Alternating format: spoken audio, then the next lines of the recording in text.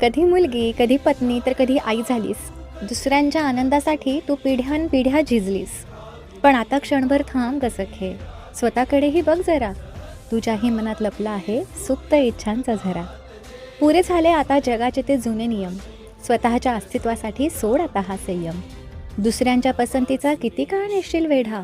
तुझ्या स्वप्नांच्या वेदीला आता उमलू दे नवा केडा. तुझं आयुष्यही काही कोणाची मालमत्ता नाही, आणि तुझ्या स्वप्नांची पूर्ती काही गुन्हा मुळीच नाही. कधीतरी स्वतःसाठीही एखादा चहाचा कप घे. जुन्या विसरलेल्या छंदांना पुन्हा एकदा जवळ घे. तुला आवडतं ते गाणं मोठ्यांना गुणगुणावं आणि पावसात भिजताना मनसोक्त नाचावं. लोकांच्या काय म्हणतीलकडे आता दुर्लक्ष कर. तुझ्या आनंदाच्या रंगांनी तुझं आभाळ तूच भर.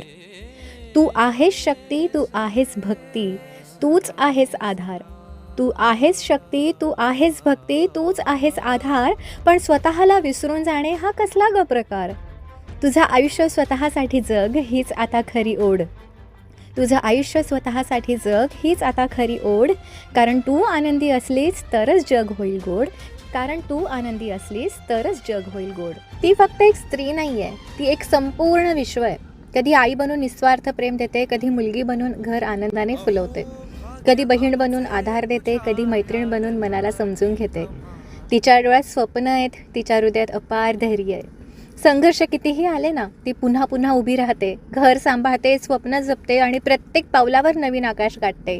ती शांत दिसते, पण तिच्यात एक महासागर दडलेला असतो. ती कधीच हार मानत नाही, कारण तिच्यातच असते नव्या जगाला घडवण्याची ताकद.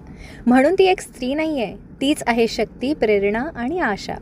सर्व माझ्या मैत्रिणींना आज आंतरराष्ट्रीय महिला दिनाच्या मनःपूर्वक शुभेच्छा.